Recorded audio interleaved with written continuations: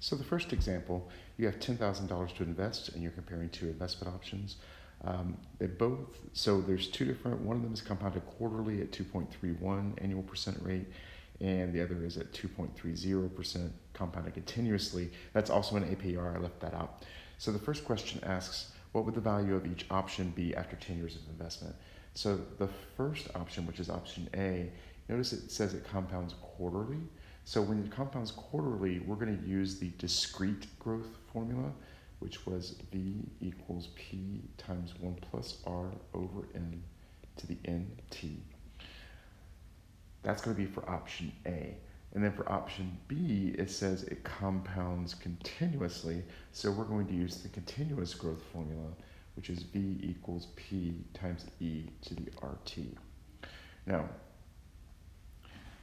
for part A, I'm going to write out my variables for each formula. Now keep in mind, E is the number E, so that's not a variable, so I don't need to list it. So I have $10,000 to invest, so my starting amount in both of these is going to be $10,000. Option A has an APR of 2.31, so I have to convert that to a decimal. Compounded quarterly, so that's 4 times a year, so that's N is 4. Option B has a rate of 2.30%, which I'd have to change to a decimal. And because it's compounded continuously, there's no N on this. There's no number of times per year it's being compounded. You're investing for 10 years, and we want to know the value at the end. So this is literally a plug and chug. So I'll plug everything in.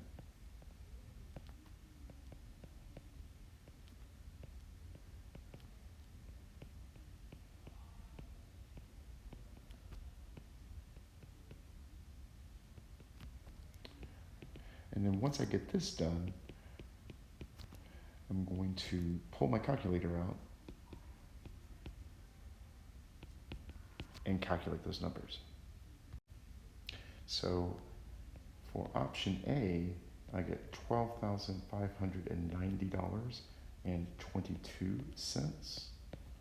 And for option B, I get $12,586.00. So for having to choose between the two, it looks like option A would be my better option. Now, the second part of the problem says how long would each investment take to double in value? So that means basically I would use the same formulas, but this time, instead of trying to calculate V, I know what I want my V to be, which is the final amount, and I'm trying to calculate how long it would take to get there. So I want the investment to double in value, so I started at 10,000, so I'd like it to end at 20,000. So 20,000 is going to equal my principal times 1 plus 0.0231 divided by 4 to the 4 times t. And over here, this would be 20,000 equals 10,000 times e to the 0.023 t. So I'm trying to solve the left one in t and the right one for t. Now, I'm going to divide both sides. Remember, I have to do reverse PEMDAS. So I would undo any addition or subtraction that's not in grouping symbols. There's none of that. So I'm going to undo the multiplication next. I'm going to divide both sides of the first equation by 10,000. And I might go ahead in the next step and combine the stuff that's in parentheses here because it's all just going to end up being a number, right? I do the same thing for the continuous one.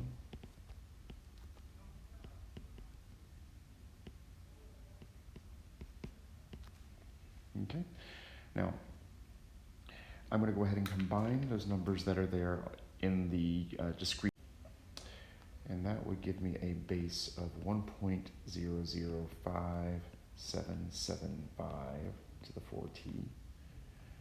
Now, both of these are exponential equations, and I'm going to solve them in the same way.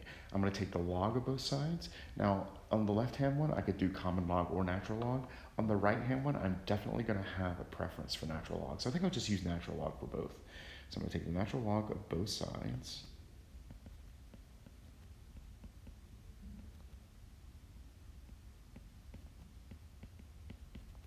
And if you wanted to store that, you can certainly do so, that number, so you don't have to write it out all the whole time.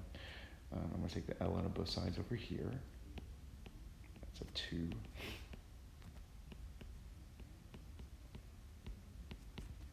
Like that. I'm going to kick the baby.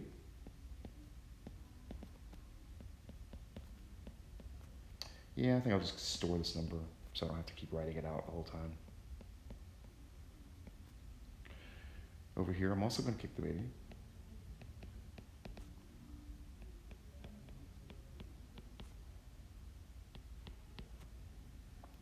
Now, on the left-hand equation, I'm going to get t by itself, so I'm going to do ln of 2. I'm going to divide by both 4 and the ln of that a. And on the right-hand equation, let me draw a little line on here so we can separate them. I'm going to get t by itself. I'm going to divide by 0.023, and I can divide by ln of e, but ln of e is log base e of e, which means it's asking what power you have to raise e to in order to get e. So that's 1. So this is really just 1. So my t over here will be that. So now I just need to pull my calculator out and do these calculations. And on the left, I get 30.0929. So keep in mind this compounds quarterly, so it's that's gonna reach the value in like the end of the first quarter of the 31st year, right? And I go for this one over here, I would get 30.13. So technically the number looks like it'll take a little longer, but because this is compounding continuously, it might actually happen a little bit before the discrete one happens. So that's example 1.